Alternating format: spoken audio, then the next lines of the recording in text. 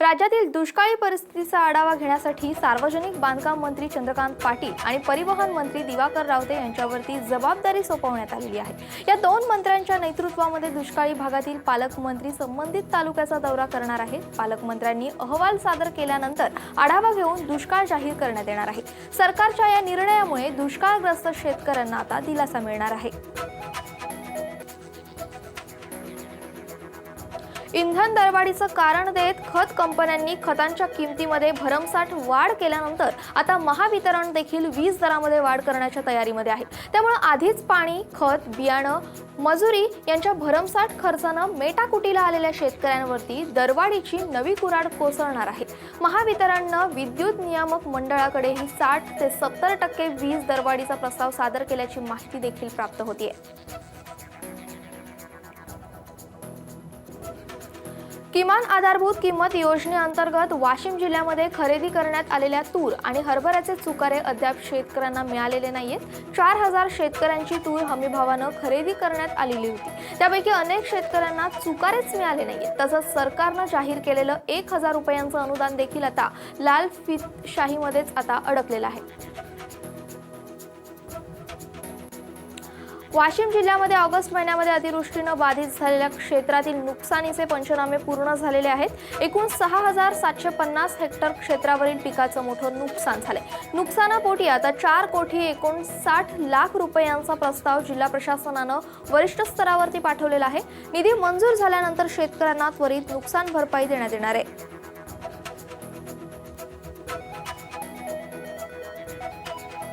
बीड तालुक्यातील पेंडगाव इथल्या नवनाथ गाडे यांनी टोमॅटोला दर मिळत नसल्यानं शेतामध्ये जनावरं चरण्यासाठी सोडून दिलेली आहेत। आधुनिक शेतीची कास धरत गाडे यांनी टोमॅटोची 1.5 एकरामध्ये लागवड केली। 3 महिन्यांपूर्वी लागवड केलेल्या टोमॅटोला दुष्काळ आणि कमी दराचं ग्रहण लागल्यानं 1 लाख रुपयांचा केलेला खर्च देखील आता वसूल होणार नसल्यानं त्यांनी तळहाताच्या फोडाप्रमाणे जपलेल्या टोमॅटो पिकाला स्वतःच्या हातूनच आता उपटून टाकण्याची त्यांच्यावरती ही वेळ आली आहे।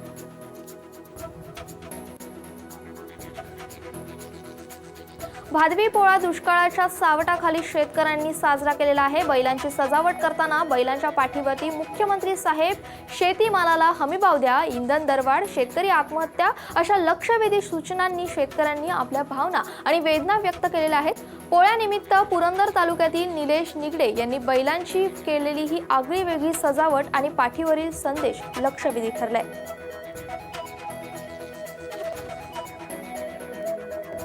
अमेरिकन फॉल आर्मी वर्म या नव्या किडीनं आता महाराष्ट्रामध्ये मका पिकाद्वारे शिरकाव करत पुढील संकटाची चाहूल दिलेली आहे।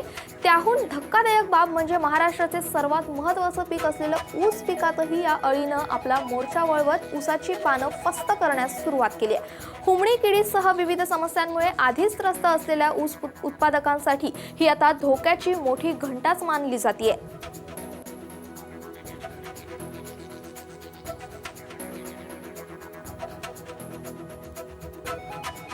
अकोला आणि वाशिमच्या कृषी उत्पन्न बाजार समितीमध्ये सोयाबीनला हमी भावापेक्षा कमी दर मिळतोय। सोयाबीनची आवक वाढूनही सोयाबीनला 2700 ते 3000 रुपये प्रति क्विंटल इतका दर मिळालेला आहे। सोयाबीन सोबतच तूर, हरभरा आणि उडदाची देखील हमी भावापेक्षा कमी दरामध्ये खरेदी होत असल्यानं हमी भावाचं केंद्र कधी सुरू होणार असा प्रश्न शेतकरी विचारू लागले।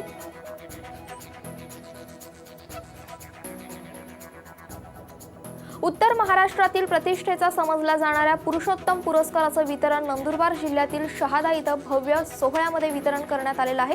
या वर्षीचा वैयक्तिक पुरस्कार कृषी क्षेत्रातील शास्त्रज्ञ डॉक्टर ज्ञानदेव हापसे यांना ऊस पिकावरील संशोधनासाठी दिला गेलेला आहे, तर संस्थेचा पुरस्कार हा मराठी विज्ञान परिषदेला दिला गेलाय। भारताला महासत्ता करण्यासाठी तरुणांनी कृषी क्षेत्राकडे वळावं, विज्ञानाची कास धरत शेती केली तर यातून मोठी क्रांती होऊ शकते असं डॉक्टर हापसे यांनी यावेळी सांगितलंय।